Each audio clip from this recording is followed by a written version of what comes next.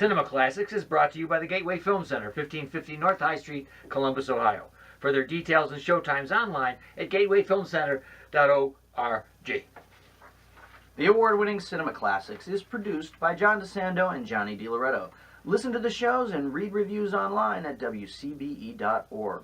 I'm Johnny DiLoretto. I'm John DeSando. This is Cinema Classics. It is, boy. And recently I saw Gifted starring Captain America. Chris Evans. Chris yeah. Evans. And I was I very... heard it's good. Yeah, it is very good. I haven't seen it. Yeah, it's about a gifted 7-year-old. She's a gifted mathematician. Mm-hmm. And I thought, let's talk a little bit about movies about gifted kids. Okay. The one that comes to my mind first, Yeah. Little Man Tate. All right. Yeah, right. I remember. Shot parts of it right here in Columbus. Okay, and You remember that? Jodie Foster. A Wexner Center action happening there. Yeah. She tries to do the best for her boy. She's like a single mom. Yeah. And Evans is the uncle, but he's the same thing. He's trying to do best for her. And what Is he raising her? He is raising her because his sister committed suicide, and this is the way he believes he should raise her in a normal circumstance. Now, I have a question. Yeah. Because I would imagine that a child of normal intelligence might seem gifted next to Chris Evans. or wait, is she really gifted? Well, I'm just kidding. I like that guy. He's maybe not a gifted actor, but he can act. And this one, it's a different kind of hero for him. Okay. So he does very well. So I thought, let's think of a few others. Yeah, Searching for Bobby Fischer. Oh, Remember very that one? good. Yeah, all right. Joe Mantegna. I believe that was based on a true story. Yep, okay.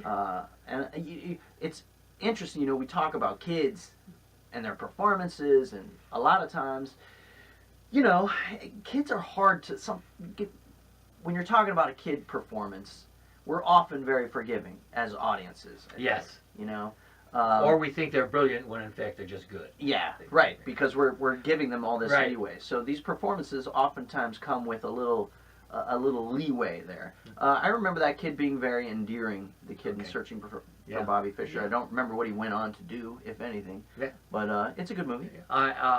Then if you look at them as they grow up, that's what interests me. Some of these movies we think about, the kids are there, they're static, they're 7, they're 8 years Mhm. old, and we never see them. Then you get The Imitation Gang. Then you get The Imitation Game Mhm. or Good Will Hunting. Yeah. Where you can see them grown up Sure. or as young people, and I like that part of it. I like to see, to see the genius is okay, but what does that mean later? I know I have somebody close to me who's somewhat of a genius, and he has now gone into the regular school system, and he's Oh, we're thriving. not talking about me. I thought maybe for a second. Well, I would never the suspense was getting. No, you getting- would have been a candidate, but I would never do that. Oh. But anyway, so I'm thinking, it hits me very personally, just as Gifted did, because I have a great-granddaughter who's also very bright. But and how they turn out is as interesting to me as how they are showing their genius. Mhm. So in those cases, yeah. Yeah. What about Logan, the girl in Logan? Oh my, yeah, it's a good Gifted one. in a different way. Yeah, boy, she's tough. Yeah. Yeah. Great. Yeah, I hadn't thought. I was thinking only the mental Yeah, gifts, right. But that's Sometimes there are these physical gifts, right? Yeah, right. That actually create a lot of times a dramatic circumstance. Yeah. A challenge for the kid to fit in. Isn't that really what drama is all about? These little narrative frictions. Well, and I like the films that tackle this whole idea of having them fit in, not just with the guardian or the parent, but with society itself. What about the Harry Potter stuff?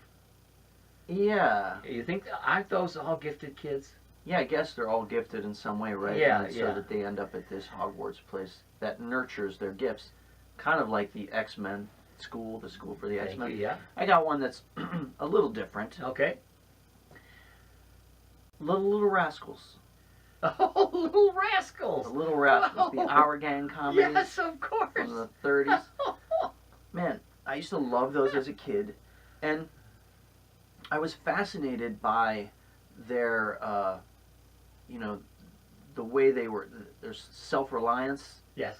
and their resourcefulness, the way they interacted with each other, the way they could solve problems, they could produce shows, they could build these contraptions, they, oftentimes foiled bad guys, and there was something really freeing, and exhilarating about watching the Little Rascals. I know now that we have to poo-poo them, and we have to, they were racist, and I got to tell you, I think they're a lot less racist than people remember. Oftentimes, these kids of deprived economic background and different races were working together to solve problems, and yeah, that wasn't always flattering, but I would encourage people to take another look. Going again to the more grown-up in Rushmore, don't we have? Ah, yes. Is he gifted? He's very bright. Yeah, in a different way, right? Yeah. In a way that today you would, I think kids like that are actually, they're caught earlier on in their academic careers and then steered in the right direction. I think the way Jason Schwartzman is portrayed in Rushmore is that he comes from just a time just before that where his intellectual veracity is just out of control. You don't know what to do with it. Right. Well, and do we ever get to see Rain Man earlier? I guess we just have Dustin Hoffman's character just at that time, at that moment. Yeah. But anyway, again, we have another gifted adult. In this case, problematic, because he can be out of control in one way, in very much control in the other. Right. And it's up to Cruz to try to navigate that whole relationship. And he is a child. He is he is frozen in that time when he was torn from the home. Oh yeah. Oh, Billy Elliot, different kind of gift, right? A physical gift. Yeah. There's nothing intellectually. No, but again, gifted. and I saw the movie once years ago when it came out, but isn't the challenge there? Again, sometimes the physical gifts can present social challenges. He's a gifted ballet dancer. Yes. Doesn't really necessarily fit in to his economic milieu, right? Yeah, right. And one of the children in my lineage is a boy, and he's interested in ballet. Oh, cool. And that, just as you were saying, presents a challenge as he's getting caught up in sports. Right. But has this inclination to dance and thinking about ballet, and now he's not so sure. Well, now more than ever. I mean, you got to keep pushing forward. Oh, yeah. These trailblazers who have helped ease the path. Oh, yeah. And a documentary, too, like Spellbound, where the kids are in the spelling bee. Yeah, the spelling bee. Okay. Yeah. So that's a different form. Now, we already know they're bright kids. Again, I don't know if we've defined what we mean by gifted. Yeah, and now that we're having this conversation, it's sort of tough to remember a whole lot of portrayals of gifted children. Well, I'm sure they crop up here and again, but we've already had to throw some adult-sized roles at the topic.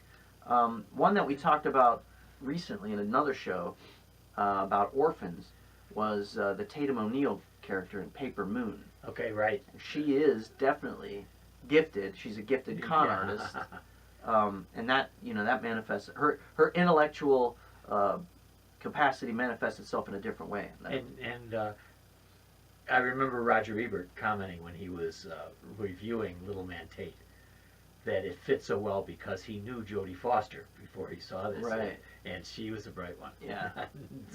So we'll probably expand our notion to gifted.